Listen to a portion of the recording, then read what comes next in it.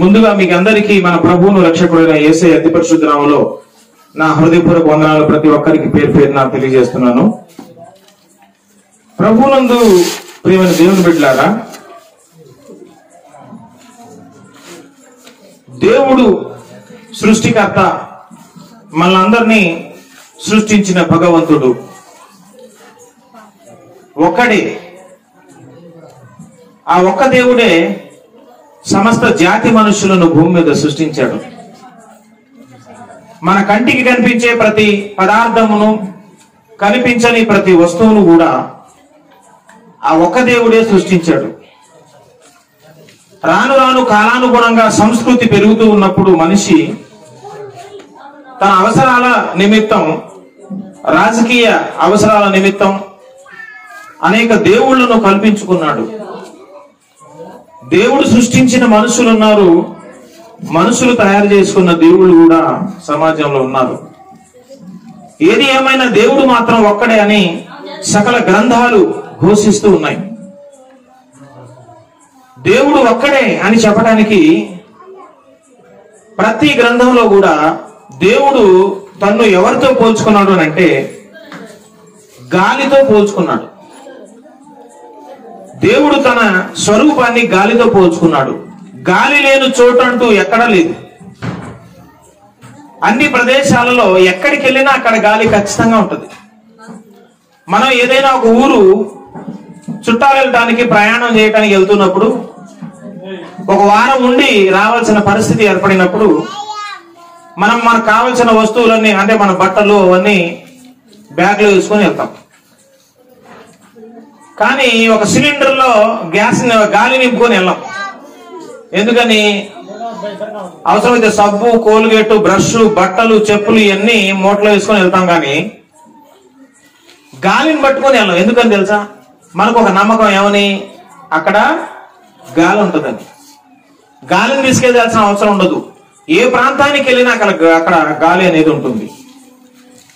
దేవుడు తను గాలితో ఎందుకు పోల్చుకున్నాడంటే, దేవుడు అంతటా అన్ని ప్రదేశాలలో ఉన్నవాడు. గాలి ఎలాగైతే అన్ని ప్రదేశాలలో వ్యాపించి ఉంటుందో, దేవుడు సృష్టికర్త అయిన వాడు కూడా అన్ని స్థలాలలో ఉండేవాడు అని మనకు అర్థం కావటం కోసం దేవుడు తను తాను గాలితో పోల్చుకున్నాడు. అలాగే మరొక చోట దేవుడు తను తాను సూర్యునితో పోల్చుకున్నాడు. ఎందుకనేనంటే, సూర్యుడు సమస్త మానవులకు ఒకటే సూర్యుడు. ఎక్కడికి వెళ్ళినా కూడా సూర్యుడు ఉంటాడు. మన ఊళ్ళో చూసినా కూడా, లేకపోతే వేరే ఏ ప్రదేశానికి వెళ్ళి చూసినా కూడా ఖచ్చితంగా ఈ సూర్యుడు అక్కడ ఉంటాడు. వాళ్ళకొక సూర్యుడు, మనకొక సూర్యుడు కాదు. మనకందరికీ సూర్యుడు ఒకడే. అంతటా ఉండే సూర్యుడు ఒకడే. అంతటా ఉండేది గాలి. అందుకే దాన్నే దేవుణ్ణి సర్వాంతర్యామి అంటాడు. సర్వమంతటా అన్ని స్థలాలలో ఒకే సమయంలో ఉండగలిగిన వాడు దేవుడు ఒక్కడే. ఉదాహరణకు మనం ఉన్నాం. ఇప్పుడు మనం అందరం మన ఇళ్లలో నుంచి ఇక్కడికి వచ్చాం. ఇప్పుడు మన ఇంట్లో మనం లేవు. మా ఇంట్లో నేను లేను, మీ ఇంట్లో నువ్వు లేవు. ఎందుకని? మీరు ఇక్కడికి వచ్చేసారు కాబట్టి. ఇక్కడ వస్తే అక్కడ ఖాళీ, ఇక్కడ నుంచి వెళ్ళిపోతే ఇక్కడ ఖాళీ అయిపోతుంది. దేవుడు అలా కాదు. సింహాసనంలో కూర్చుంటాడు, ఇదే సమయంలో మీ ఇంటికి వస్తాడు, ఇదే సమయంలో మా ఇంటికి వస్తాడు, ఇదే సమయంలో చైనాలో ఒక వ్యక్తితో మాట్లాడుతూ ఉంటాడు, ఇదే సమయంలో అమెరికాలో ఒక వ్యక్తితో మాట్లాడుతూ ఉంటాడు. పొలంలో ఎవరో ప్రార్థన చేసుకుంటే వాళ్ళ ముందు వచ్చి కూడా వాళ్ళతో మాట్లాడుతూ ఉంటాడు. దేవుడు అన్ని సమయాలలో, అన్ని ప్రదేశాలలో, అంతటా ఒకేసారి ఉండగలిగిన వాడు దేవుడు ఒక్కడే. అందుకే కీర్తనల గ్రంథము 84వ కీర్తన 11వ వచనాన్ని మనం గమనిస్తే, 84వ కీర్తన 11వ వచనంలో ఇలాగ వ్రాయబడింది: దేవుడైన యెహోవా సూర్యుడును కేడెమునై ఉన్నాడు. దేవుడు ఏమై ఉన్నాడంట? సూర్యుడై ఉన్నాడు. తాను సూర్యుడితో పోల్చుకుంటూ ఉన్నాడు. అంటే గాలి అన్ని చోట్ల ఉన్నట్టుగా, సూర్యుడు అన్ని చోట్ల ఉన్నట్టుగా, దేవుడైన వాడు అన్ని స్థలాల్లోనే కాదు, అన్ని గ్రంథాలలో కూడా ఉంటాడు. ఇది ఈ రాత్రి మనం నేర్చుకోవాల్సినటువంటి పాఠం. దేవుడు అంతటా ఉన్నప్పుడు, అన్ని పదార్థాల్లో, అన్ని వస్తువుల్లో, అన్ని స్థలాల్లో ఉండడం సాధ్యమైనప్పుడు, అన్ని గ్రంథాలలో కూడా అతని గురించిన సాక్ష్యం ఖచ్చితంగా ఉండి ఉండాలి. భూమి మీద మత గ్రంథాల పేరిట ఏది పిలువబడుతున్నా, శాస్త్రాల పేరిట ఏ గ్రంథం పిలువబడుతున్నా ఖచ్చితంగా దేవుడు అనేవాడు ఒకడే అయినప్పుడు ఆ ఒక్క దేవుని గురించి ఖచ్చితంగా అన్ని గ్రంథాల్లో ఉండవలసిందే. సమస్తమును పరిశీలించి మనం చూస్తే దైవ గ్రంథాలుగా పిలువబడుతున్న ప్రతి గ్రంథంలో, అది వేదమైన, పురాణమైన, ఇతిహాసాలైనా, ఖురాన్ అయినా, బైబిల్ అయినా, భగవద్గీత అయినా, వేరే దేశాల పురాణాలు ఏదైనా, గిల్గమేష్ పురాణమైనా, జెండవెస్తా అనే జొరాస్ట్రియన్ మతం అయినా, కన్ఫ్యూజనిజం అయినా, చైనాలో ఏ దేశ గ్రంథాలను మనం పరిశీలన చేసినా కూడా అందులో యేసయ్యను గురించి, సృష్టికర్తను గురించి, శిలువ మీద మరణించి తిరిగి లేచిన యేసయ్యను గురించిన సాక్ష్యం ప్రతి గ్రంథంలో ఉంది. దీన్ని గురించి నేను అతిశయిస్తూ ఉన్నాను. ఎంత గొప్ప దేవుణ్ణి నేను కలిగి ఉన్నందుకు, మనం కలిగి ఉన్నందుకు నిజంగా ఎంతో ధన్యులం, ఎంతో గొప్పవాళ్ళం మనం. నిజంగా భూమి మీద అదృష్టవంతుడు ఎవరైనా ఉన్నారు అని అంటే అది యేసయ్య రక్తంలో కడగబడిన వాడు మాత్రమే. దేవుని నామానికి స్తోత్రం కలుగును గాక. హల్లెలూయా. ఇంత గొప్ప దేవుడు యేసయ్య గురించి ప్రతి గ్రంథంలో సాక్ష్యం రాయబడింది. ఈ రాత్రికాల సమయంలో ఒక గ్రంథాన్ని మనం పరిశీలన చేద్దాం. పురాణంలో ఒక కథ ఇలాగ రాయబడింది. పురాణంలో ఆ కథ మీరు చాలా జాగ్రత్తగా, ఇంట్రెస్ట్ గా వినాలి. ఆ కథలో సగరుడు అనే ఒక చక్రవర్తి ఉన్నాడు. ఆయన పేరేంటి చెప్పండి? సగరుడు. అతనికి 60,000 మంది కుమారులు ఉన్నారు. సగరుడు అనే వ్యక్తికి ఎంతమంది కుమారులు, ఎంతమంది పిల్లలు? 60,000 మంది కుమారులు. ఈ సగరుడు అనే చక్రవర్తి 100 అశ్వమేధ యాగాలు చేయాలని పూనుకుంటాడు. 100 అంటే 100, అశ్వమేధ యాగం, అశ్వము అంటే గుర్రం. 100 అశ్వమేధ యాగాలు చెయ్యాలని పూనుకుంటాడు సగరుడు అనే చక్రవర్తి. ఆ సగరుడు అనే చక్రవర్తి 100 అశ్వమేధ యాగాలు ఎందుకు చేస్తున్నాడు అని అంటే, ఈ 100 అశ్వమేధ యాగాలు చేస్తే స్వర్గాన్ని పరిపాలించే సీటు, స్వర్గంలో ఉన్న సీటు ఇంద్రుడు పరిపాలించే లోకం స్వర్గం అని ఆ గ్రంథాలు చెప్తా ఉన్నాయి. కాబట్టి ఇంద్ర పదవి దక్కాలంటే 100 అశ్వమేధ యాగాలు చేయాలి. 100 అశ్వమేధ యాగాలు ఎవరైతే పూర్తి చేస్తారో వాళ్ళు ఇంద్ర పదవికి స్వర్గంలో అర్హులు. కాబట్టి ఈ సగరుడు అనే చక్రవర్తి ఈ 100 అశ్వమేధ యాగాలు చేసి స్వర్గాన్ని ప్రాప్తించుకోవాలి, స్వర్గంలో సీటు కొట్టేయాలని అశ్వమేధ యాగాలు వరుసగా చేస్తా ఉన్నాడు. 100కు దగ్గర పడిపోతా ఉంది. అప్పుడు ఈ విషయం ఇంద్రుడికి తెలిసింది. ఇక్కడ భూమి మీద చూస్తే సగరుడు అనే చక్రవర్తి నా సీటుకి ఎసరు పెట్టే ప్రమాదం ఉంది, ఈ పదవిని అతను దక్కించుకునే అవకాశం ఉంది. కాబట్టి నేను వెంటనే వెళ్ళి అతని అశ్వమేధ యాగాన్ని భంగము చేయాలి అనుకొని ఇంద్రుడు దిగి వచ్చి ఏం చేస్తాడంటే, ఇతని అశ్వమేధ యాగ ఆ గుర్రాన్ని దొంగచాటున వచ్చేసి గుర్రాన్ని విప్పేసుకొని వెళ్ళి పాతాళ లోకంలో కపిల మహర్షి అనే ఒక మహర్షి తపస్సు చేస్తూ ఉంటాడనమాట. ఒక ఆశ్రమంలో, పాతాళ లోకంలో ఒక ఆశ్రమంలో కపిల మహర్షి తపస్సు చేసుకుంటూ కళ్ళు మూసుకొని ఆ ఆశ్రమంలో ఉంటా ఉంటే ఈ ఇంద్రుడు దిగి వచ్చి ఈ సగరుని యొక్క అశ్వాన్ని, గుర్రాన్ని దొంగిలించి పాతాళ లోకంలో తపస్సు చేసుకుంటున్నట్టు కపిల మహర్షి ఆశ్రమంలో వెళ్ళి కట్టేసి చిన్నగా చెప్పా పెట్టుకుని వెళ్ళిపోతాడు.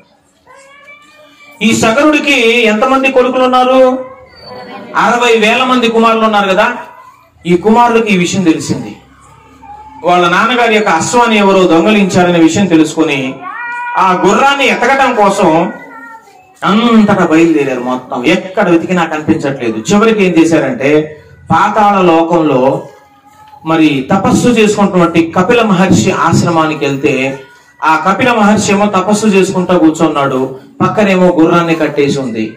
వెంటనే ఈ 60,000 మంది కుమారులు ఏమనుకున్నారంటే, ఈ కపిల మహర్షి దొంగతనం చేసుకుని వచ్చి ఈ గుర్రాన్ని ఇక్కడ కట్టేసి ఉంటాడని, ఇతని తపస్సును భగ్నము చేయాలని, తపోభంగం చేయాలని, తపస్సును మరి అవమానపరుస్తూ అతను తపస్సులో కళ్ళు మూసుకొని జపం చేస్తూ ఉంటే ఈ 60,000 మంది కుమారులు వెళ్ళి దాన్ని డిస్టర్బ్ చేస్తారు.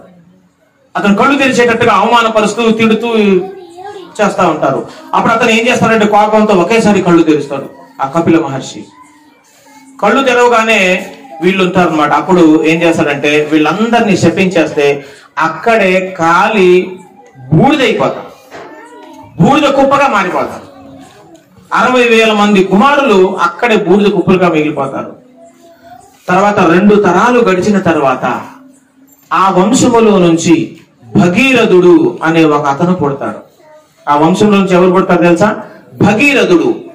ఇతనికి 60,000 మంది కుమారులు ఏమవుతారంటే తాత ముత్తాతలు అవుతారు. ఇతనికి తెలిసిపోతుంది అనమాట స్టోరీ. ఇలాగ తాత ముత్తాతలు ఇలాగ కపిల మహర్షి శపిస్తే అందరూ చనిపోయి బూడిద కుప్పగా మారిపోయారనే విషయం ఈ భగీరథుడికి ఎప్పుడైతే తెలుస్తుందో ఈ భగీరథుడు తపస్సు చేస్తాడు. బ్రహ్మదేవునికి తపస్సు చేస్తే బ్రహ్మదేవుడు దిగి వస్తాడనమాట. ఏంటి నాయన, ఎందుకని నన్ను పిలిచావు, నువ్వు ఎందుకని నా శరణు వేడావు అని అంటే, బ్రహ్మదేవుడు ఏం చెప్తాడంటే, బ్రహ్మదేవునికి ఈ భగీరథుడు ఏం చెప్తాడంటే, ఇట్లా మా తాతలందరూ 60,000 మంది చచ్చిపోయారు, వాళ్ళకి స్వర్గ ప్రాప్తి కలగాలి, వాళ్ళకి మంచి ఉన్నతమైన గతులు కలగాలి, వాళ్ళు స్వర్గానికి చేరాలి, వాళ్ళ ఆత్మకు శాంతి కలగాలి, దానికి నేను ఏం చేయాలి అని భగీరథుడు అడిగితే, దీనికి నువ్వు కావాల్సింది నన్ను కాదు, శివుణ్ణి ప్రార్థించు, శివునికి తపస్సు చేస్తే శివుడు వస్తాడు, దీనికి పరిష్కారం జరిగిద్దని బ్రహ్మదేవుడు వెళ్ళిపోతే, మళ్ళీ తపస్సు చేస్తే భగీరథుడు శివుడు దిగి వస్తాడు.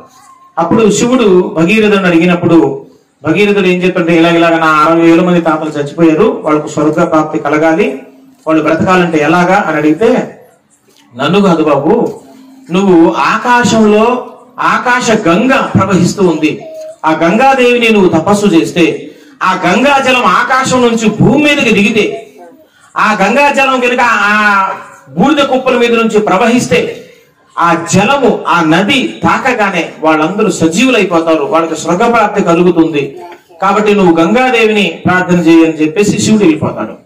అప్పుడు తపస్సు చేసుకుంటూ మరి కఠోర దీక్షతో కూర్చొని తపస్సు చేస్తున్న సమయంలో పైనుంచి గంగాదేవి ప్రత్యక్షమై, ఏంటిదైనా ఏం కావాలి, నీకు ఏం కోరుకుంటావు అడిగితే, ఇట్లా మా తాతలందరూ 60,000 మంది చచ్చిపోయారు, కాబట్టి నీ నీళ్లు వాళ్ళ మీద నుంచి ప్రవహిస్తే వాళ్ళందరూ బ్రతుకుతారని శివుడు చెప్పాడు, కాబట్టి ప్రార్థన చేశానని చెప్తే, అప్పుడు గంగాదేవి దానికి ఒప్పుకుంటుంది. ఏమని? ఖచ్చితంగా నేను వస్తాను నాయన, ఆకాశం నుంచి భూమి మీదకి నేను దూకుతాను, కానీ నేను దూకే వేగానికి శక్తికి తట్టుకునే పదార్థం భూమి మీద లేదు, నేను గినక అక్కడి నుంచి భూమి మీద దూకితే భూమి బద్దలైపోయి భూకంపం వచ్చేస్తుంది, నా శక్తిని తట్టుకోవాలంటే ఒకే ఒక మార్గం ఉంది అని చెప్తే, ఏంటమ్మా మార్గం చెప్పనంటే, నువ్వు వెళ్ళి శివుణ్ణి కనుక ప్రార్థిస్తే నేను ముందు అక్కడి నుంచి ఆకాశం నుంచి శివుని తల మీదకు దూకుతాను, అప్పుడు నన్ను భరించే శక్తి శివునికి మాత్రమే ఉంటుంది. అతని జటాజూటం అంటే అతని కొప్పు ముడి, నేను అక్కడి నుంచి అతని జటాజూటాల్లో దూకుతాను, అక్కడి నుంచి భూమి మీద దూకితే ఈ నీళ్లు ప్రవహించి వెళ్ళి నీ 60,000 మంది కుమారులు నీ తాతలందరూ బ్రతుకుతారు, వెళ్ళి శివుడు ఒప్పుకుంటాడేమో ఒక్కసారి కనుక్కొని గంగాదేవి భగీరథుడికి చెప్తుంది. అప్పుడు భగీరథుడు శివుణ్ణి కోరుకుంటూ వస్తాడు, శివుడు ఒప్పుకుంటాడు అనమాట. అప్పుడు ఈ ఆకాశ గంగ ఆకాశము నుంచి ఆకాశాన్ని చీల్చుకొని వచ్చి శివుడి జటాజూటాల మీద దూకినప్పుడు, ఎక్కడున్నాడు శివుడు అంటే, మనకు ఇప్పుడు ఉత్తరాన హిమాలయ పర్వతాల్లో కైలాస పర్వతం అనే కైలాస పర్వతం మీద కొలువైనటువంటి శివుని యొక్క జటాజూటాల్లో ఈ ఆకాశ గంగ దూకినప్పుడు అక్కడి నుంచి ప్రవహిస్తున్నదే ఈనాడు గంగా నది అని పిలుస్తున్నటువంటి నది. ఈ గంగా నది ఎక్కడి నుంచి ప్రవహిస్తుంది అంటే, తూర్పున ఉన్నటువంటి ఉత్తరాన ఉన్నటువంటి హిమాలయ పర్వతాల్లో ఉన్న కైలాస గిరి మీద నుంచి ప్రవహిస్తూ ఈరోజు గంగా నది మరి అలాగే అక్కడికి ప్రవహిస్తే భగీరథుడు అక్కడ నుంచి ఆ పర్వతం మీద దిగి అక్కడ నుంచి కిందకు వచ్చిన గంగా నది 7 పాయలుగా చీలిపోద్ది అనమాట. ఆ పాయల్లో ఒక పాయ మరి ఈ భగీరథుడు వెనకాల వెళ్ళింది. భగీరథుడు ముందు వెళ్తుంటాడు, ఒక పాయ వెనకాల వెళ్తా ఉంటది. వెనకాల వెళ్ళి ఎక్కడైతే వాళ్ళ ముత్తాతలందరూ చచ్చిపోయారు బూడిద గుప్పు ఉందో అక్కడికి వెళ్తే ఈ గంగా నది జలము తగలగానే అక్కడ ఉన్న వాళ్ళందరికీ స్వర్గ ప్రాప్తి కలుగుతుంది. ఇది పురాణాల్లో ఉన్నటువంటి ఒక కథ. ఇక్కడ మనం ప్రాముఖ్యంగా ఇక్కడ గుర్తించాల్సింది ఏంటి, కథలో మనం ఫోకస్ చేయాల్సిన విషయం ఏంటి అంటే, ఇక్కడ ఒక నది కనిపిస్తా ఉంది. అది పరలోకంలో పుట్టిన నది. అది భూమి మీదకి దిగి వచ్చి ఆ నీటి జలంలో ఎంతో శక్తి ఉన్నది, ఎంతో ప్రభావం ఉన్నది. ఆ జలము ఆ నీరు ఎవరినైతే తగిలిందో వారందరూ బ్రతికారు అనే చరిత్ర అనేటువంటి కథను ఇక్కడ మనం చదువుతూ ఉన్నాం. ఇది ఏ కాలంలో ఎప్పుడు జరిగిందో దీనికి ఆధారాలు అంటే గడిచినటువంటి యుగాలలో జరిగిందని చెప్తుంటారు, కానీ దానికి చారిత్రకమైనటువంటి ఆధారం ఏమీ లేదు. అయితే ఈ కథకు ఇది ఒక యాదృచ్ఛికమైనటువంటి భాష. ఇది దేన్ని తెలియజేస్తుందంటే భవిష్యత్తులో ఇటువంటి కార్యం ఒకటి జరగబోతుంది అనే విషయాన్ని తెలియజేయడం కోసమే ఆనాడు కథల్లో ఇది వచ్చింది. భవిష్యత్తులో చరిత్రలో ఇటువంటి సంఘటన ఒకటి జరగబోతుంది అనే విషయాన్ని ఆ వేదవేద్యుడు, పరాత్పరుడు, సృష్టికర్త అయిన దేవుడు మనకు నేర్పించడం కోసం అక్కడ ఆ కథను అలా వ్రాయించాడు. ఏంటి ఈ జలం, ఏంటి ఈ నది, పరలోకంలో పుట్టిన నది, భూమి మీదకి దిగిన నది, మనుషులను జీవింపజేస్తున్న ఈ నది ఎవరు అని అంటే, చూడండి ఒకసారి పరిశుద్ధ బైబిల్ గ్రంథంలో యెహెజ్కేలు గ్రంథం 47వ అధ్యాయము, యెహెజ్కేలు గ్రంథం 47వ అధ్యాయము 9వ వచనాన్ని మనం ఒకసారి చదువుదాం. ఇక్కడ ఒక నది కనిపిస్తూ ఉంది మనకి. యెహెజ్కేలు 47:9. వడిగా పారు ఈ నది వచ్చు చోట్లల్లా జలచరములన్నీ బ్రతుకును. ఈ నీళ్లు అక్కడికి వచ్చుట వలన ఆ నీరు మంచి నీళ్లగును గనుక చేపలు బహు విస్తారములగును. ఈ నది ఎక్కడికి పారునో అక్కడ సమస్తమును బ్రతుకును. ఈ నది ఎక్కడికి పారునో అది అక్కడ సమస్తమును బ్రతుకును. పరిశుద్ధ బైబిల్ గ్రంథంలో ఒక నది కనిపిస్తూ ఉంది. ఈ నది ఎక్కడికి ప్రవహిస్తే అక్కడ మృతులైన వారందరూ సజీవులవుతారు. ఇది పరలోకంలో పుట్టిన నది, పరలోకం నుంచి దిగి వచ్చిన నది. ఎవరు ఈ నది అని అంటే పరిశుద్ధ బైబిల్ గ్రంథం చాలా తేటగా చెప్తూ ఉన్నది, పరిశుద్ధాత్మ అనే నది. దేవుని నామానికి స్తోత్రం కలుగును గాక. ఏ నది చెప్పండి? ఇది పరిశుద్ధాత్మ. పరిశుద్ధాత్మ అంటే దేవుడు అనగానే 3 భాగాలు కలిగిన వాడు. ఇప్పుడు ఒక బత్తాయి పండు మనం చూసామనుకోండి, చూడటానికి బత్తాయి పండు ఒకటే, కానీ ఆ పండును ఒలిస్తే లోపల 6-7 పాయలు ఉంటాయి. 6-7 పాయలు ఉన్నంత మాత్రాన 6 బత్తాయిలు అని మనం పిలం కదా.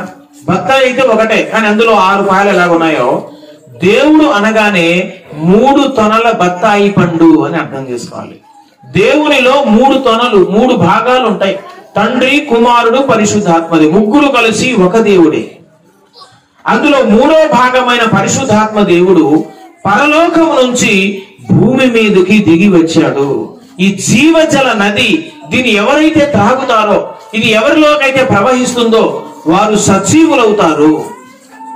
అది ఒకప్పుడు పురాణ గాథల ప్రకారం, పురాణ కథల ప్రకారం ఆ గంగా జలము శివుడి మీదకి ఎలాగైతే దూకిందో దాని శక్తిని తట్టుకోవడానికి శివుడు మాత్రమే సమర్థుడు అనే గాథల్లో ఎలాగైతే రాయబడిందో, పరిశుద్ధాత్మ అనే జలము అది దేవుని యొక్క మరొక రూపమే. సర్వశక్తి అయిన దేవుడే మరి నదిగా, పరిశుద్ధాత్మగా ఈ లోకానికి వచ్చాడు. కాబట్టి ఆయన ఈ లోకంలోకి దూకాలన్నా ప్రవహించాలన్నా తట్టుకునే శక్తి ఈ భూమి మీద ఎవరికి లేదు. అది ఎవరి మీద దూకాలి అని అంటే ఆ దూకబోయే వ్యక్తి, అంటే ఎవరి మీద దూకుతుందో ఆ వ్యక్తి కూడా, ఆయన కూడా సర్వాంతర్యామి అయి ఉండాలి, సర్వశక్తిమంతుడై ఉండాలి, ఆయన కూడా దేవుడై ఉండాలి. ఎవరు ఆ దేవుడు అంటే ప్రభు అయిన యేసుక్రీస్తు వారు. యేసుక్రీస్తు ప్రభు వారు ఈ లోకంలోకి వచ్చినప్పుడు ఆయన మీద పరలోకం నుంచి ఆ ఆకాశ గంగా పరిశుద్ధాత్మ జలం ఆయన నెత్తి మీదకి దిగింది. ఆయన నెత్తి మీద నుంచి ఈ లోకంలో ప్రతి వ్యక్తి దగ్గరికి ప్రవహిస్తా ఉంది పరిశుద్ధాత్మ నది. మనిషి మనిషికి ప్రవహిస్తూ, మనిషి మనిషిని తాకుతూ చచ్చిపోయిన ప్రతి మానవ జాతిని కాపాడుతూ ఉంది. మనుషులందరూ ఈ భూలోకంలో చనిపోయారండి, చచ్చిపోయిన స్థితిలో ఉన్నారు. జన్మ పాపము చేత, కర్మ పాపము చేత, పంచేంద్రియాలు, జ్ఞానేంద్రియాలు, పంచ జ్ఞానేంద్రియాలు, పంచ కర్మేంద్రియాలు ఏది పని చేయకుండా చచ్చిన స్థితిలో మానవ జాతి దేవునికి దూరంగా బ్రతుకుతా ఉంది. ఈ చనిపోయిన మానవ జాతిని తడపడానికి, ఈ వీళ్ళ మీద ప్రవహించడానికి, వీళ్ళ లోపలికి ప్రవహించడానికి పరలోకము నుంచి పరిశుద్ధాత్మ అనే నది దిగి రావాల్సి వచ్చింది. అది దిగి రావాలంటే, దాన్ని తట్టుకోవాలంటే యేసు ప్రభువారి మీదకే అది దిగి వచ్చింది ఒకనాడు. మనం చూస్తే బైబిల్ గ్రంథంలో మత్తయి సువార్త 3వ అధ్యాయము 16వ వచనాన్ని ఒక్కసారి మనం చూస్తే మత్తయి సువార్త 3:16.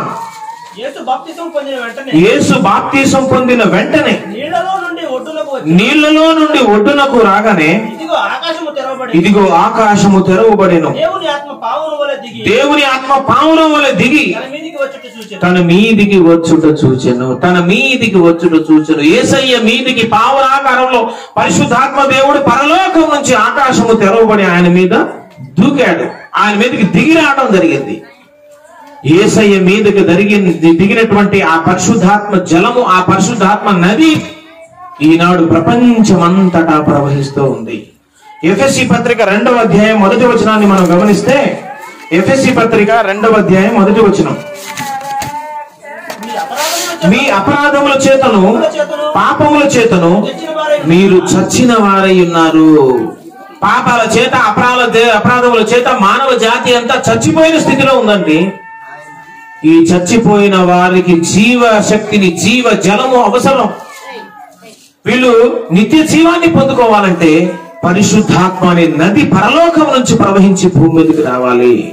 అది భూమి మీదకి రావటం కోసం యేసయ్య మధ్యవర్తిగా తన మీదకి తెచ్చుకొని ఆయన దగ్గర నుంచి విశ్వంలో ఈ భూమి మీద ఉన్న ప్రతి మనిషి దగ్గరికి ఆ నదిని ప్రవహిస్తా ఉన్నాడు.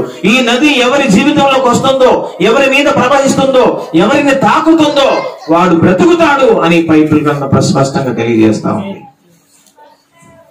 ఈ నది గురించి యేసు ప్రభు వారు కూడా చెప్పారు. యోహాను సువార్త 7వ అధ్యాయము చూడండి 38వ వచనంలో మనం చూస్తే, యోహాను సువార్త 7:38, నా యందు విశ్వాసం ఉంచువాడు ఎవడో లేఖనము చెప్పినట్టు వాని కడుపులో నుండి జీవ జల నదులు పారును. వాడి కడుపులో నుండి ఏం పారుతాయంట? జీవ జల నది పారుతుంది. ఎవరు ఈ జీవ జల నది? అక్కడే ఉంది చూడండి. తన యందు విశ్వాసం ఉంచుకోవారు పొందబోవు ఆత్మను గురించి ఆయన ఈ మాట చెప్పాడు. పరిశుద్ధ ఆత్మను గురించి ఆయన ఈ మాట చెప్పాడు. జీవజల నది ఎవరు అంటే ఇక్కడ పరిశుద్ధాత్మ దేవుడు.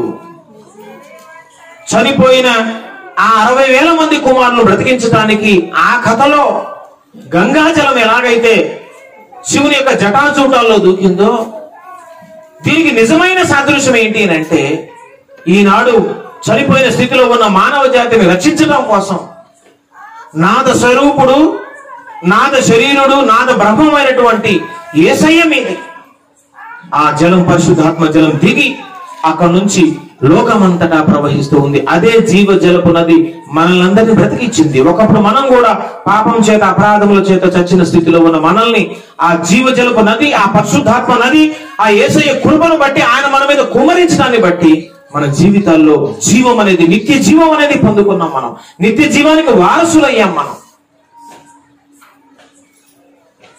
యేసయ్య ఈ భూమి మీదకి ఉద్భవించటం వల్ల, ఆయన పుట్టడం వల్ల మనకు ఎంత మేలు కలిగిందో తెలుసా? చావులో నుంచి, చావు గోతి నుంచి మన జీవితం విడుదల పొందింది. మన మీద ఆ పరిశుద్ధాత్మ నది ప్రవహించింది. ఆ నదినే మనం తాగుతూ బ్రతుకుతా ఉన్నాం. ఎంత గొప్ప ధన్యత, ఎంత గొప్ప భాగ్యం ఇది. ఈ చరిత్ర, ఇదిగో భవిష్యత్తులో జరగబోయే ఈ చరిత్రను దీనికి సాదృశ్యంగా, దీనికి సాక్ష్యంగా ఇదిగో ఆ గ్రంథాల్లో కూడా ఇదే అర్థం వచ్చేటట్టుగా చూడండి ఇలాంటి కథలు ఉన్నాయి. అందుకే నేను స్టార్టింగ్ లో ఏం చెప్పా? దేవుని గురించి సాక్ష్యము లేని గ్రంథం భూమి మీద ఒకటి కూడా లేదు. ఆయన సర్వాంతర్యామి అయినప్పుడు అన్ని గ్రంథాల్లో ఆయన గురించిన సాక్ష్యము ఉంటుంది ఉంటుంది ఉంటుంది. ఇంకొక విషయాన్ని గురించి మనం చూస్తే, సృష్టి ఆరంభంలో ఒక కథ జరిగింది. ఇది కూడా పురాణంలో ఉన్న కథ. సృష్టి ఆరంభంలో ఒకసారి ఏం జరిగిందంటే, దేవతలు రాక్షసులు పుట్టారు. సృష్టి ఆరంభంలో దేవతలు రాక్షసులు పుట్టారు. ఈ దేవతలు రాక్షసులు పుట్టి వీళ్ళు ఏం చేశారంటే, అమరత్వమును పొందటం కోసం అమృతం తాగితే అమరత్వం వచ్చేస్తుంది. అంటే చావు అనేది ఇంక ఉండదు, నాశం అనేది ఇంక ఉండదు. నాశం లేని, చావు లేకుండా ఉండాలంటే అమృతం తాగాల. కాబట్టి ఆ అమృతమును పొందడం కోసం, అమరత్వమును సాధించడం కోసం ఈ దేవతలు రాక్షసులు అందరూ కలిసి ఏం చేస్తారంటే, పాల సముద్రం దగ్గరికి వెళ్తారు. ఆ పాల సముద్రం దగ్గరికి వెళ్ళి ఆ పాలను చిలకాలన్నమాట. మధించటం అంటే చిలకటం. పాల సముద్రాన్ని మధించడం. క్షీరసాగరం, క్షీరము అంటే పాలు అని అర్థం. క్షీరసాగరం అంటే పాల సముద్రం అని అర్థం. క్షీరసాగర మదనం అంటే పాల సముద్రాన్ని చిలకటం అన్నమాట. ఈ దేవతలు రాక్షసులు అందరూ పాల సముద్రాన్ని చిలుకుతూ ఉంటే అందులోంచి అమృతం బయటకు వస్తుంది. ఆ అమృతాన్ని కనుక మనం అందరం తాగితే మనం ఎప్పటికీ చచ్చిపోము, మనం అమర్త్వాన్ని పొందుతాం అనుకొని ఈ దేవతలు రాక్షసులు అందరూ కలిసి పాల సముద్రం దగ్గరికి వెళ్ళి, మరి దీన్ని చిలకాలంటే మరి కఫం కావాలిగా, కఫం కోసం ఏం చేయాలి అని చెప్పి అప్పుడు గంధర పర్వతం అనే ఒక పర్వతాన్ని కవ్వంగా తీసుకున్నారు. మరి పెద్ద సముద్రాన్ని చిలకాలంటే కవ్వం ఎంత పెద్ద అయి ఉండాలా? అందుకే గంధర పర్వతం అనే పర్వతాన్ని కింద నుంచి లేపుకొని వెళ్ళి సముద్రంలో పెట్టారు. ఇప్పుడు దానికి చిలకాలంటే తాడు కావాలి. తాడు కోసం ఏంటి అని చెప్తున్నప్పుడు సర్పరాజు వాసు అంటే ఈ వాసు కాదు, వాసుకి అంటే సర్పరాజు పేరు వాసుకి. ఈ సర్పరాజుని తీసుకొచ్చి మరి కవ్వానికి తాడుగా ఉపయోగించి, అంటే సర్పరాజు అయినటువంటి వాసుకి తాడుగా తీసుకొని గంధర పర్వతాన్ని ఏమో కవ్వంగా ఉపయోగించి ఈ దేవతలు రాక్షసులు అందరూ కలిసి క్షీరసాగర మదనం చేస్తూ ఉంటారు. అంటే పాల సముద్రాన్ని చిలుకుతూ ఉంటే అమృతం రావాల్సిన ప్లేస్ లో కొద్దిసేపటి తర్వాత ఏమొచ్చిందంటే హాలాహలం అనే భయంకరమైన విషం పుట్టింది. కాలకూట విషం అంటారు. హాలాహలం అనే విషం పుట్టింది. ఆ విషము ప్రచండమైన వేగంతో పరిగెడతా ఉంది. వీళ్ళందరూ ఇక అది మీద పడితే ఇంకేముంది, ముల్లోకాలన్నీ భస్మీపటలం అయిపోద్ది. అంతటా ముల్లోకాలు ఉన్న సర్వమానవులు చచ్చిపోతారు. ఇప్పుడు ఏం చేయాలో పరిస్థితి అర్థం కావట్లా. అప్పుడు ఈ దేవతలు రాక్షసులందరూ పరుగు పరిగెడుతున్నారు. ఇదేమో ప్రచండమైన వేగంతో వెనకాల విషం చిమ్ముతా వస్తా ఉంది. వీళ్ళేమో పరిగెడతా ఉన్నారు. ఏం చేయాలో అర్థం కాక బ్రహ్మదేవుని సండుకోలేరు. బ్రహ్మదేవుడిని, మహాప్రభువు నువ్వే మమ్మల్ని రక్షించాలి, ఈ కాలకూట విషం వచ్చింది, ఇది మమ్మల్ని ఎంటబడతా ఉంది, మమ్మల్ని నువ్వే రక్షించాలని చెప్తే అప్పుడు బ్రహ్మదేవుడు ఏం చెప్తాడంటే, దీన్ని రక్షించడం నా వల్ల కాదు బాబు, దీని నుంచి రక్షించడానికి శక్తి కలిగిన వాడు ఒకడే ఉన్నాడు, ఆయన మహాశివుడు. ఇందాక పాత్రలో కూడా శివుడు వచ్చాడు.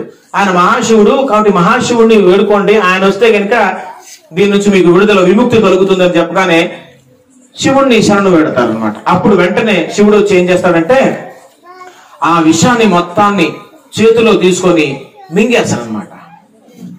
మింగేసిన తర్వాత మొత్తం కంప్లీట్ గా కడుపులోకి మింగకుండా ఈ గొంతులో ఇక్కడికి ఆపేస్తాడు. ఇక్కడ ఆగిపోద్ది అనమాట విషం. అంటే లోపలికి వెళ్ళదు, బయటికి రాకుండా ఇక్కడ దాచిపెట్టుకుంటాడు. అందుకే శివుడికి నీలకంఠుడు అని పేరు. కంఠము అంటే ఈ గొంతుగా, నీలం కలర్ లో ఎందుకు వచ్చిందంటే విషాన్ని ఇక్కడ ఆపుకున్నాడు కాబట్టి నీలకంఠుడు అనే పేరు శివుడికి ఎందుకు వచ్చిందంటే విషాన్ని గొంతుకులో ఇక్కడ పెట్టుకున్నాడు కాబట్టి. గరళకంఠుడు అనే పేరు కూడా ఉంది దానికి. గరళకంఠుడు, నీలకంఠుడు అంటే విషాన్ని ఇక్కడ దాచిపెట్టుకున్నాడు. ఆనాడు ఆ పాత్రలో, ఆ కథలో శివుడు విషాన్ని గొంతుకులో దాచిపెట్టుకున్నాడు కాబట్టి ఆ ముల్లోకాల ప్రజలు సుఖంగా సుఖశాంతులతో సజీవులుగా ఉన్నారు అని పురాణం చెప్తున్నటువంటి కథ. ఇదే స్టోరీని ఒకసారి బైబిల్ దగ్గర తీసుకొస్తే మానవులందరినీ మరణం అనే శత్రువు కబళించి ఈ మరణం అనే శత్రువు ప్రతి మనిషిని తన బంధకాల్లో ఉంచేసి అన్ని మనుషులందరినీ బంధించేసి చావునకు సిద్ధంగా ప్రతి మనిషిని బంధించినటువంటి ఈ మరణం బారి నుంచి రక్షించుకునే నాదుడు ఎవడు లేడు. అందరూ మరణాన్ని చేత పట్టించబడి ఉన్నారు. అందరికి మరణం సంతృప్తమైంది. మరణం అందరినీ కబళించింది. ఇది ఒక శత్రువుగా మారింది. ఈ మరణం బారి నుంచి మానవ జాతిని, ముల్లోకాల్లో ఉన్న సమస్త మానవులను రక్షించడానికి ఎవరూ లేని దిక్కుచోచని పరిస్థితిలో మానవుడు తపస్సు చేస్తూ ఉంటే, మనుషులందరూ కొట్టుమిట్టాడుతూ ఉంటే, ఈ దేవుని కుమారుడైన యేసు ప్రభు వారు మరియ గర్భంలో 2000 సంవత్సరాల క్రితం ఈ భూమి మీద పుట్టి, ఆనాడు శివుడు మనుషులందరినీ చంపడానికి సిద్ధమైన ఆ విషాన్ని గొంతుకులోనే ఉంచుకున్నాడు. కానీ ఏ మరణమైతే మనిషినిలోకి ప్రవేశించి, ఏ మరణమైతే అగ్నిగుండాన్ని మనిషికి నడిపిస్తూ ఉందో, ఆ మరణాన్ని తానే అనుభవించి ఆ మరణం అనే విషయాన్ని ఏకంగా తాగేసిన వాడు చరిత్ర పురుషుడు భూమి మీద ఎవరైనా ఉన్నారంటే ఆయన ప్రభు అయిన యేసుక్రీస్తు వారు. దేవుని నామానికి స్తోత్రం కలుగును గాక. హల్లెలూయా. ఆ మరణాన్ని, మనం పొందవలసిన మరణాన్ని శిలువ మీద యేసయ్య మన కోసం అనుభవించాడు. ఏకంగా మన కోసం చనిపోయి తిరిగి లేచాడు. ఆయన గత్యంతరం లేక మరణానికి భయపడుతూ కొట్టుబెడుతున్న మానవ జాతిని మరణం నుంచి విడుదల పొందడం కోసం ఆ మరణాన్ని తాను మింగిన వాడు యేసు ప్రభువారు. తానే మరణమై మన కోసం తిరిగి లేచిన వాడు యేసు ప్రభువారు. అందుకే బైబిల్ గ్రంథంలో హెబ్రీ పత్రిక 2వ అధ్యాయము 9వ వచనాన్ని మనం చదివితే, హెబ్రీ పత్రిక 2:9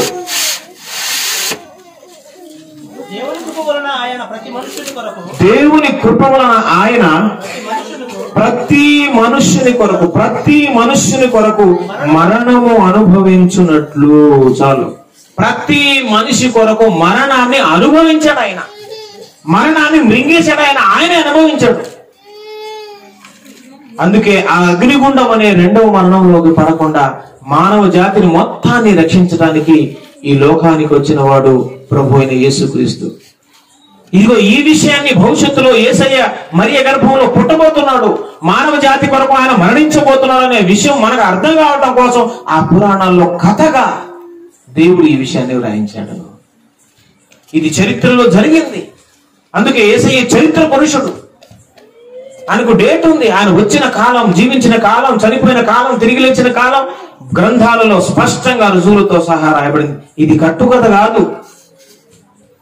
ఇది మనకు తెలియడం కోసం ఆనాడు చరిత్ర పుటల్లో, ఆనాడు ఆ గ్రంథాలలో ఇతని గురించి సాక్ష్యం ఆ రకంగా చెప్పబడింది.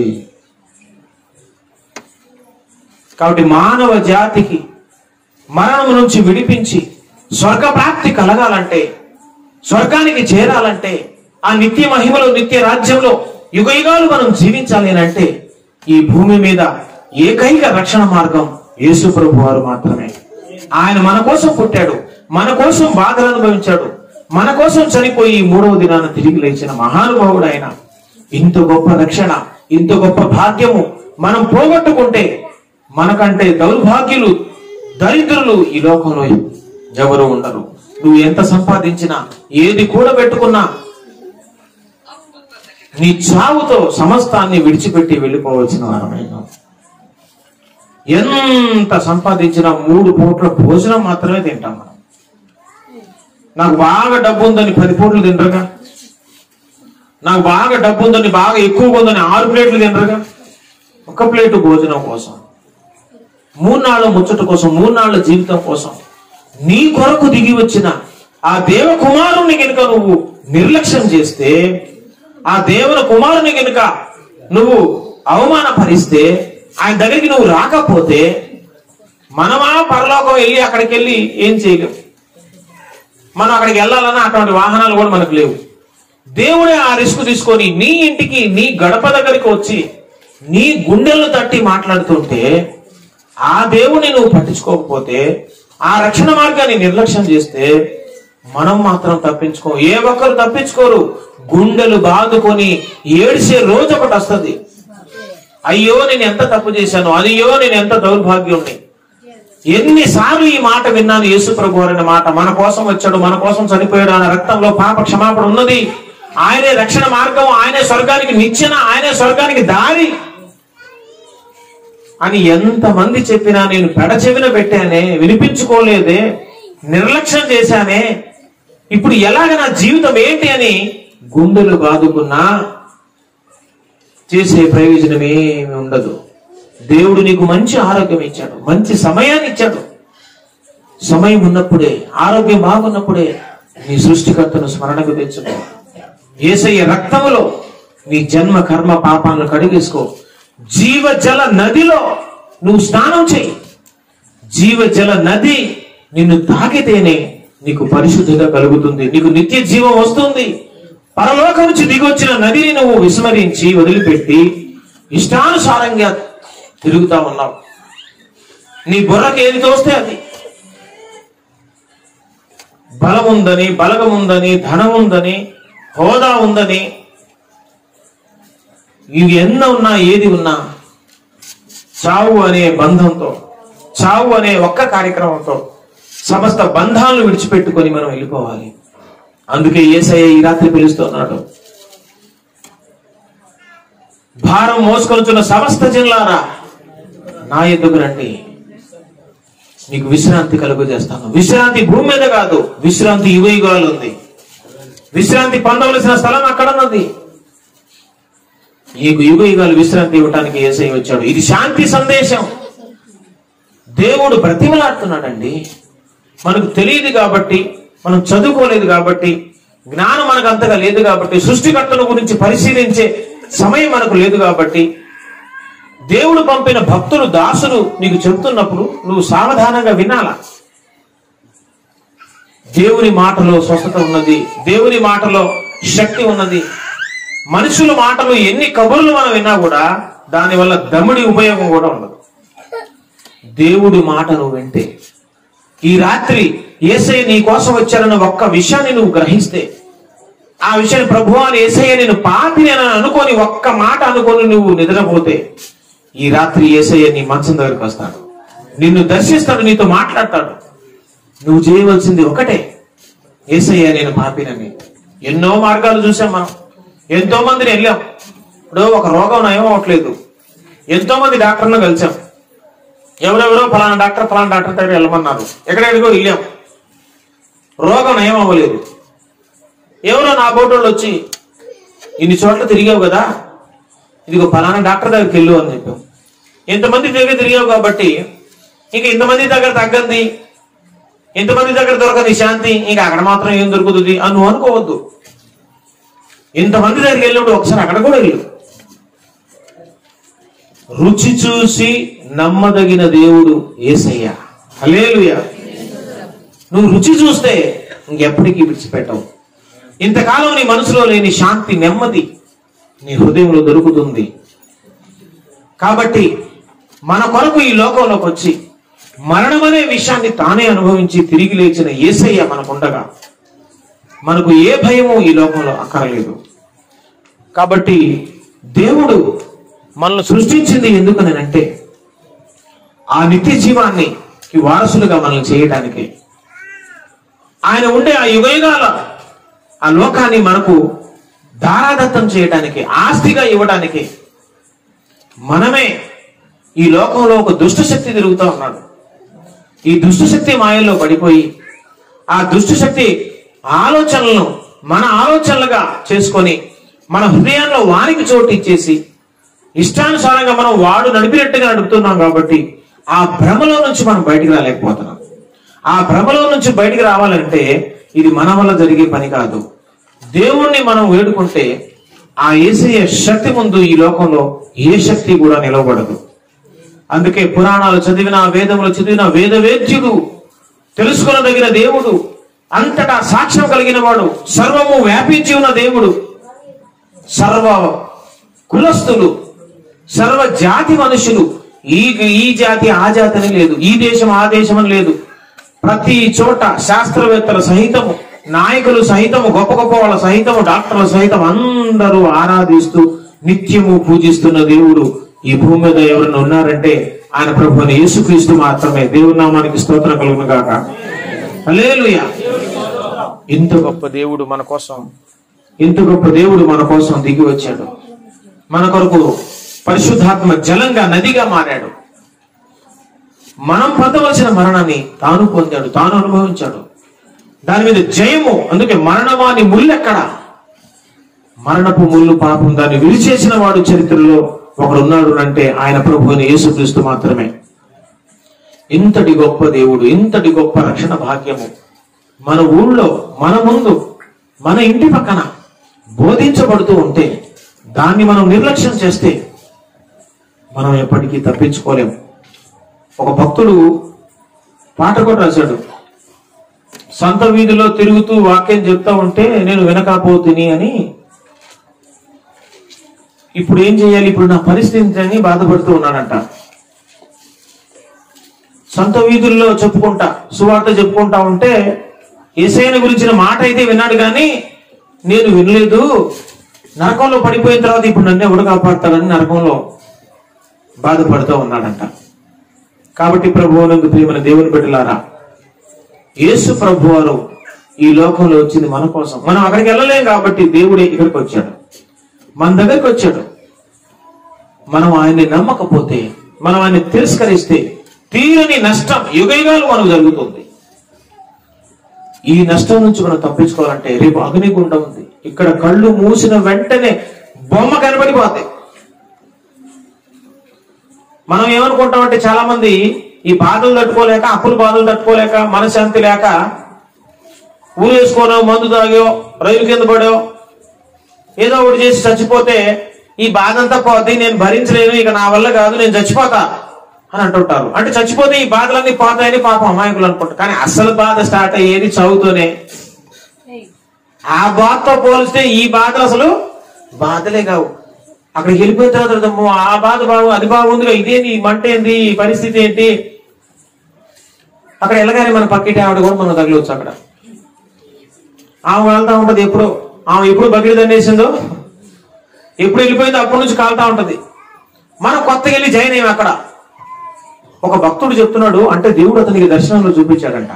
పాతాళ లోకం ప్రభు అసలు ఎలా ఉంటుంది, నేను ఒకసారి దర్శనంలో చూపించు నాకు అని బాగా ఉపవసించి ప్రార్థన చేస్తే దేవుడు అతనికి దర్శనంలో కనిపిస్తే, దర్శనంలో ఆ పాతాళాన్ని చూపిస్తే అందులో అంట మనుషులందరూ అసలు ఇది కాదు సార్, అసలు ఏం జరిగిందంటే అది కాదండి అని ఒక్కొక్కరు చెప్తా ఉన్నారంట. ఎవడి గోలని ఎవడు పట్టించుకునేవాడే లేడంట అక్కడ. అది కాదు సార్, అసలు ఏం జరిగిందంటే నేను ఎందుకు నమ్మలేదంటే అని ఏదో చెప్పడానికి ప్రయత్నం చేస్తున్నారు. కానీ ఆ చెప్తున్నది వినేదంటానికి ఎవడు అక్కడ సిద్ధంగా లేడు. ఎవడికి వాడు ఇదే మాట చెప్తా ఉన్నంట. అసలు ఏం జరిగిందంటే సార్ అసలు ఏం జరిగిందంటే అంటా ఉన్నారంట. పక్కనోడికి చెప్తా ఉన్నా వాడు అదే డైలాగ్ చెప్తా ఉన్నాడు. వాడు ఎందుకు పడిపోయాడో, ఎందుకు కాలుతున్నాడో వాడికి అర్థం కాక అయోమయంలో 3-4 నెలల నుంచి వాడు కాలుతా ఉంటే, ఫ్రెష్ వెళ్ళిన మనోడు వెళ్ళి ఏంటి సార్, ఏంటి మంట ఏంటి అంటే నాకు తెలియకనే 3 నెలల నుంచి కాలుతున్నానని ఆ పక్కన అడిగితే నేను 12 సంవత్సరాల నుంచి కాలుతున్నాను, నేనేమిటి చెప్పుకోవాలి. ఎవడి ప్రశ్నకు ఎవడు సమాధానం ఇచ్చేంత పరిస్థితి కాదు అది. మంట మీద ఉన్నోడికి ప్రశ్న అడిగితే సమాధానం చెప్తాడా? అది ప్రియమైన దేవుని బిడ్డలారా, అప్పుడు ఆ భక్తుడు ఆ దృశ్యం ప్రభువా ఇది ఆపి, నేను చూడలేని ఇది ఆపి అని. నేను ఈ స్థితికి నేను వెళ్ళకూడదు, మా అమ్మ ఈ స్థితికి వెళ్ళకూడదు, నా భార్య ఈ స్థితికి వెళ్ళకూడదు, నా బిడ్డలు ఇక్కడికి వెళ్ళకూడదు. ఏమైనా సరే మాకు అన్నం లేకపోయినా పర్లేదు, మాకు రక్షణ మాత్రం కావాలి. ఈ లోకానికి ఈ స్థలానికి మాత్రం మేము వెళ్ళకూడదు. నేనే కాదు, నా బంధువులు వెళ్ళకూడదు, నా స్నేహితులు వెళ్ళకూడదు, మా ఊరి ప్రజలు వెళ్ళకూడదు. అమ్మో ఇంత భయంకరమైన ఇదేం నరకం, ఇదేం బాధ, ఎవడు గోడు ఎవడు వినిపించుకునే పరిస్థితి లేదు. ఆ భయంకరమైన దృశ్యం చూసినప్పటి నుంచి 10 రోజుల దాకా ఆ భక్తుడు అన్నం కూడా తినలేదంట. అన్నంలో ప్లేట్లో అన్నం పెట్టుకుంటుంటే ఆ అగ్ని కనబడతా ఉంది. అందులో అసలు ఏం జరిగిందంటే అని చెప్తా ఉన్నట్టు దృశ్యం కనిపిస్తా ఉంది. బయటికి వెళ్తున్నా అదే దృశ్యం కనబడతా ఉంది. అన్నం తిన్నా ప్లేట్లో అదే దృశ్యం కనబడతా ఉంది. పడుకొని కళ్ళు మూసుకుంటే అదే దృశ్యం కనబడతా ఉంది. 10 రోజుల దాకా అసలు నిద్ర లేదు, భోజనం లేదు. అప్పుడు ప్రభువా ఇటువంటి దృశ్యం ఇంకెప్పుడు నాకు చూపించొద్దు, ఈ స్థలానికి ఎవరు వెళ్ళడానికి ఏం లేదు, నేను బైబిల్ పట్టుకుని సువార్త చెప్తా, ఊరూరా నేను తిరుగుతా, అందరు అక్కడికి వెళ్లకుండా నీ వైపు వచ్చేటట్టుగా నేను ప్రయాసపడతా అని తన జీవితాన్ని దేవుని సేవకు అంకితం చేసుకున్న మహాభక్తుడు అపోస్తలుడు అద్దంకి రంజిత్తో పెరిగారు. దేవుని నామానికి మహిమ కలుగును గాక. కాబట్టి నరకం అంటే ఎంత భయంకరంగా ఉంటుందండి. అసలు స్టోరీ చనిపోయాక స్టార్ట్ అవుతుంది. కాబట్టి ఈ భూమి మీద బ్రతికే కొద్ది కాలంలో శరీరాన్ని ధరించుకుని ఉన్నాం కాబట్టి, మట్టి శరీరం కాబట్టి మట్టిలో కలిసిపోతుంది. ఈ పాట రాజశేఖర రెడ్డి గారు చనిపోయినప్పుడు బాగా వేశారు ఈ పాట. నువ్వు తిన్న మట్టేరా నిన్ను తిన్నది, నువ్వు తిన్న మట్టేరా నిన్ను తిన్నది. మనం తినేది మట్టి అంటే మట్టి డైరెక్ట్ తినపోయినా నువ్వు తినేది వరి అయినా ఏదైనా మట్టిలోంచి పుట్టిందే కాబట్టి మట్టి తిన్నట్టే. ఒక అతను ఇలాగే అన్నాడట, నువ్వు నాన్ వెజ్ తింటావా వెజ్ తింటావా అంటే, నేను నాన్ వెజ్ బాగా తింటాను. నాన్ వెజ్ అంటే కూరగాయలు కాకుండా చికెన్, మటన్ ఇవన్నీ. అప్పుడు నువ్వు మిడతలు తింటావా అని అడిగంటే, మిడతలు మిడతలు నేను తిన్నాను చెప్పాడు. మరి ఎర్రలు తింటావా అంటే, ఎర్రలు నేను తిన్నాను అంట. కోడి తింటావా, కోడి తిన్నాడట. బ్రహ్మాండం తింటా. మరి కోడి ఎన్ని తింటదిగా, నువ్వు కోడి తిన్నావు అంటే నువ్వు కూడా తిన్నట్టేగా. కోడి ఏమో ఎర్రలు మెడతలు తిన్నది, నువ్వేమో కోడిని తిన్నావు. కాబట్టి నువ్వు కూడా ఏం తిన్నట్టు? ఎర్రలు మెడతలు తిన్నట్టు. అంతేగా మరి. కాబట్టి ఇలాంటి పరిస్థితి వస్తుంది. మనమేమో నేను వరి తిన్నాను మట్టి కాదని నువ్వు అంటావు అనుకో, వరి దేంట్లో నుంచి వచ్చింది? మట్టిలో నుంచి వచ్చింది. సమస్తము మట్టి నుంచి వచ్చింది. కాబట్టి నువ్వు వరి తిన్నా, జామకాయ తిన్నా, అట్టిపండు తిన్నా మట్టి తిన్నట్టే. కాబట్టి మట్టిలో కలిసిపోయే ఈ దేహం మీద ధ్యాస మానేసి, ఈ దేహాన్ని సుఖపెట్టడం మానేసి, ఈ దేహం కోసం ఆస్తులు కూడబెట్టడం, పోగు చేసుకోవటం మానేసి, ఈ దేహానికి బంగారాలు చెవులో, ముక్కులో, మెడలో, కాళ్ళకి తగిలించుకోవటం మీద ధ్యాస పక్కన పెట్టి, ఈ దేహం లోపల దేవుని పోలికలో ఉన్న ఒక ఆత్మ ఉన్నది. దానికి మరణం లేదు, అది మట్టిలో కలవదు. అది నిరంతరం జీవించాలంటే, అగ్నిగుండం నుంచి ఆ ఆత్మ తప్పించబడాలంటే నిన్ను సృష్టించిన సృష్టికర్త ఒక ఆయన ఉన్నాడు. నీ కోసం ఈ లోకానికి వచ్చాడు ఆయన. నువ్వు అక్కడికి వెళ్ళలేదు, ఆయనే నీ ఊరికి వచ్చాడు. మీ ఊరికి వచ్చా, మీ ఇంటికి వచ్చా, నట్టింటికి వచ్చా అని డైలాగ్ చెప్తారు అట్లాగా. యేసయ్య మన నట్టింటికి కూడా ఈరోజు వచ్చాడు. ఆయన మీద ధ్యాస పెట్టు, నీ సృష్టికర్త మీద ధ్యాస పెట్టు. ఆయన వచ్చింది నిన్ను కాపాడటం కోసం, అగ్నిగుండం నుంచి తప్పించడం కోసం. అగ్నిగుండం నుంచి తప్పించుకోవడానికి ఎవరు ముందుకు రారు, నిన్ను ఏది కాపాడు. కాబట్టి యేసయ్యను ఈ రాత్రి నీ హృదయంలో నువ్వు చేర్చుకుంటే, నువ్వు పాపివని గ్రహిస్తే, నువ్వు చేయాల్సిందలో ఏమీ లేదు. చాలా సింపుల్. ఒక్క రూపాయి కూడా ఖర్చు లేదు. ప్రభువా నేను పాపిని, యేసయ్యే నేను పాపిని, నన్ను క్షమించు, నాకు నీవు కావాలి, నా హృదయంలోనికి రా, నాతో మాట్లాడు, నీ స్వరం నాకు అనుగ్రహించు. నువ్వు నిజమైన దేవుడు అంట కదా, నా కోసం ప్రాణం పెట్టావంట కదా, నా కోసమే చచ్చిపోయావంట కదా, నా కోసమే అవమానపడ్డావంట కదా, నన్ను తీసుకెళ్ళడానికి వచ్చావంట కదా, నన్ను అగ్నిగుండం నుంచి తప్పించడానికి వచ్చావంట కదా. నిజంగా నువ్వు ఇదంతా నా కోసమే చేసి ఉంటే ఈ రాత్రి నాతో మాట్లాడు, నన్ను క్షమించు ప్రభు అని ఒక్క మాట నువ్వు ఎక్కడున్నా గాని, ఏ స్థితిలో ఉన్నా గాని ఒక్క మాట నేను చెప్పినట్టుగా ఇలా పలికి నిద్రపోతే ఖచ్చితంగా యేసయ్య ఈ రాత్రి నేను దర్శిస్తాడు. దేవుని నామానికి స్తోత్రం కలుగును గాక. నువ్వు ధన్యుడు అయిపోతావు, అదృష్టవంతుడు అయిపోతావు, ధన్యురాలు అయిపోతావు. ఇంత గొప్ప భాగ్యం రేపు నీకు దొరకవచ్చు, దొరకకపోవచ్చు. ఎందుకంటే మనం ఏ పాటి వారు ఇంతలో కనబడి అంతలో మాయమైపోయే ఆవిరి వంటి వారం, నీటి గొడుగ వంటి వారం. ఏ టైంలో పగిలిపోతుందో తెలియదు. రేపు చూద్దాంలే, ఎల్లుండి చూద్దాంలే, మంచం మీద పడిపోయాక చూద్దాంలే అని నువ్వు అనుకున్నావు అనుకో, అసలు మరుక్షణమే నువ్వు ఉండకపోవచ్చు, ఎవరు తెలుసు. కాబట్టి వచ్చిన అవకాశాన్ని, సమయం అనుకూలంగా ఉన్నప్పుడే దాన్ని ఉపయోగించుకుంటే దేవుడు నీకు రక్షణ భాగ్యాన్ని అనుగ్రహించి ఆ పరలోక ప్రాప్తి నీకు దయచేస్తాడు. దేవుడు ఈ మాటలు మన వెలుగులో దీవించి ఆశీర్వదించును గాక. ఆమేన్. ప్రార్థన చేసుకుందాం మనం.